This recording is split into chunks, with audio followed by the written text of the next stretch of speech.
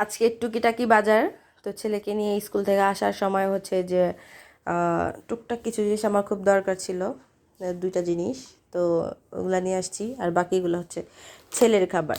মানে এই জন্য আমি ওকে নিয়ে আসলে এই কোনো সুপার শপে বা এরকম কোনো জায়গায় যাই না। গেলেই হচ্ছে যে অনেক টাকা খরচ করায়ও।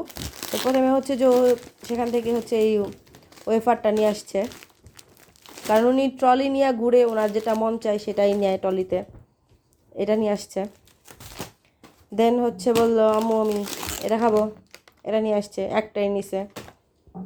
তারপরে আর খাইতে পারে না মোটে একটুও, ও এই রামেন নিয়ে আসছে, চিন্তা করেন। আমি ঝাল খাইতে পারি না দেখে আমি কিন্তু আজ পর্যন্ত এখনও রামেন ট্রাই করি নাই, আর ও নাকি খাবে। দেখছে, দুষ্ট ছেলে। তুমি রামেন খাইতে পারবা? পারবা?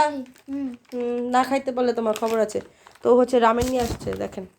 আমিও একটা নিয়ে আসছি, আগে খায়া দেখুক ভাই। আমার তো মানুষ যে খায় ওই ভিডিও দেখেই আমার অনেক ভয় লাগে, এটা নাকি অনেক ঝাল। তারপর হচ্ছে আমার দরকার ছিল এই ডাবের এই বারটা। এটা আমার দরকার ছিল।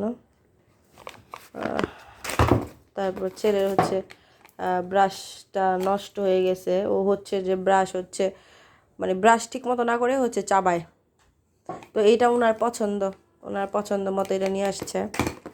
আর আমার হচ্ছে যে ওই যে গত বিয়ে বাড়িতে হচ্ছে আমি জর্দা খেয়েছিলাম, অনেক মজা, আপনারা ভিডিওতে দেখছেন। তো ওইটা খাওয়ার পর আমি একদম জর্দার ফ্যান হয়ে গেছি। তো আমি বাসায় বললাম যে মা আমি জর্দা রান্না করব। তো মা আমাকে বললো যেভাবে করতে হবে। তো আমি হচ্ছে এটা দেখলাম রাঁধুনির জর্দা মিক্স, তো আমি এটা দিয়েই ট্রাই করবো প্রথম। আমার জন্য মনে হয় হেল্পফুল হবে এটা। তো আমি যখন হচ্ছে জর্দাটা রান্না করবো আপনাদেরকে অবশ্যই দেখাবো। তারপর হচ্ছে টিস্যু পেপার নিয়ে আসছি, আর এটা হচ্ছে আমার একটা দরকারি জিনিস।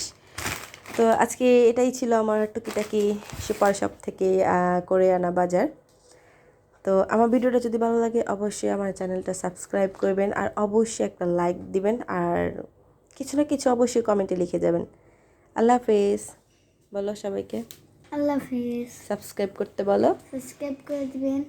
আমাদের চ্যানেলে কোনো লাইক হয় না। লাইক হয়, লাইক, হ্যাঁ বেশি বেশি লাইক দিবেন বলবা। বেশি বেশি লাইক দিবেন। হ্যাঁ, ওকে, সবাইকে সালাম দাও। আসসালামু আলাইকুম। আসসালামু আলাইকুম। আর এই দেখেন আমার ছেলের দাঁতটা মানে পড়ছে, দুর্ঘটনাবশত দাঁতটা পড়ে গেছে। যাই হোক, কিন্তু এখনও উঠছে না, এটা জানি না কবে উঠবে, ডক্টরের কাছে নিতে হবে। ওকে, তো সবাইকে আল্লাহ হাফেজ, আবারও আসসালামু আলাইকুম। আমাদের চ্যানেলটা অবশ্যই সবাই সাবস্ক্রাইব করবেন, আর আমাদের ভিডিও ভালো লাগলে অবশ্যই একটা লাইক এবং কমেন্ট করে যাবেন।